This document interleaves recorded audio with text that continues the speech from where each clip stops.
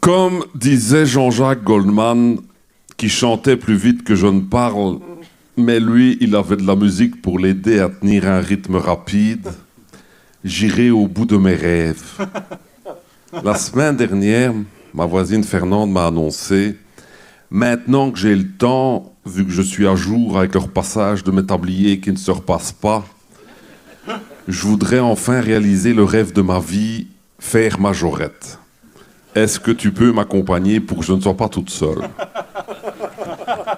Honnêtement, moi, devenir majoret, ça ne me disait trop rien. Mais je ne voulais pas tuer une carrière artistique dans l'œuf, même si dans celui de Fernande, il devait déjà y avoir un poussin crevé. C'est peut-être parce que j'ai un flair de policier communal, mais dès qu'on a reçu notre tenue, j'ai senti que ça ne se passerait pas bien. L'inconvénient majeur dans les petites troupes de majorettes, c'est que pour avoir un prix, on achète les costumes en taille unique.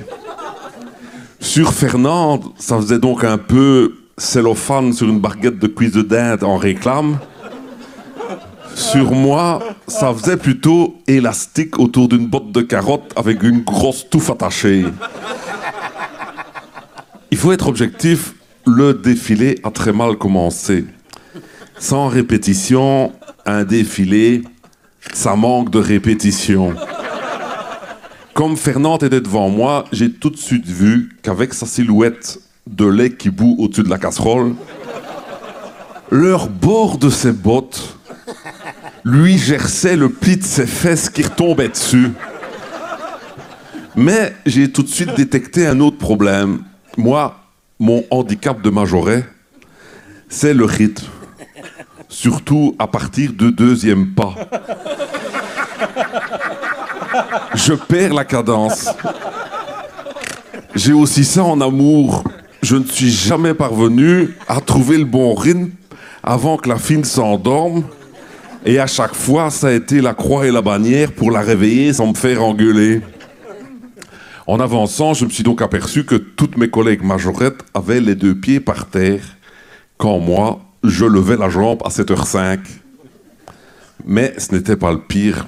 Chacun ses choix privés, mais si je peux donner un conseil aux hommes qui envisageraient de devenir majoret au pied levé, mais levé très haut, avec la mini-jupe, privilégiez le slip au caleçon américain. Moi, je me suis fait piéger. Dès le début, j'ai bien senti une petite brise me chatouiller le sac de billes,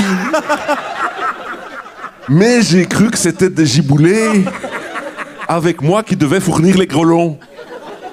C'est quand mon bâton de cloche à moustache s'est mis à sonner midi, en cadence à gauche puis à droite de son clocher, que j'ai commencé à avoir des doutes. En fait, ça s'est joué à ça, mais j'avais les deux ampoules et le socket de lustre qui dépassaient en dessous de l'abat-jour. Si vous voyez l'image. La partie de la foule qui a le plus apprécié ma prestation, je ne sais pas pourquoi, ce sont apparemment des Espagnols. Et ils étaient nombreux. Plus j'avançais, plus à chacun de mes levées de jambes, j'entendais des gens crier olé. Mais c'est mon bâton de majorette qui m'a achevé. Personne ne m'avait prévenu que quand on débute, il vaut mieux attendre d'avoir les pieds posés sur le sol pour le lancer. Comme j'étais perturbé par le balancement de ma merguez crue, j'ai levé la jambe fort haut au moment où je baissais le bâton fort bas pour le lancer. À l'heure qu'il est, le médecin des urgences n'a toujours pas compris comment je me suis retrouvé avec mon bâton de majorette qui prenait ma température par ma sortie des artistes. Dominique Patrin.